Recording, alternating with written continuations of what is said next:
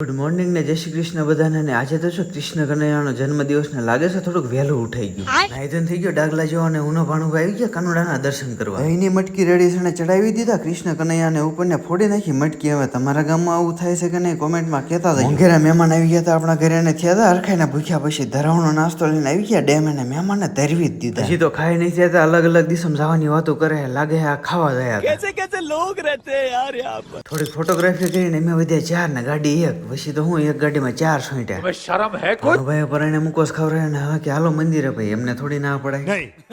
મંદિરે આવીને ભાણુભાઈ રમતું માંડીને ભાઈબંધો કે હાલો જવું છે દાળ બાટી ખાવા. પતના એકમ બેહી ગયા ને પહોંચી ગયા સોમનાથ દાળ બાટી દેવધરી જે મારા ગામની હોટલ છે જે થોડું ઘણું ડિસ્કાઉન્ટ આપી. અબે સાલે રસોડામાં આટો માર્યો ત્યાં તો વૈષ્ણવભાઈ બે હાથે કામ કરે તોય ભેગું નથી થતું ને અમને તો પહેલા ડીશો આપી દીધી કે ગામના હાટ કઈને ખસકાવો. નાનું પાડું મરી જાય એટલું ખાઈ ગયા ઉભા થાવ ગામનાની હોટલે તોય ના પડી દે છે કે ભાઈ તમે ન આવતા. હાઈસ પેમેન્ટ આપીને ફરી વાર આવે એવું કીને નાખ્યું તમે ક્યારેક આંટો મારજો ને ફોલો કરતા થઈ.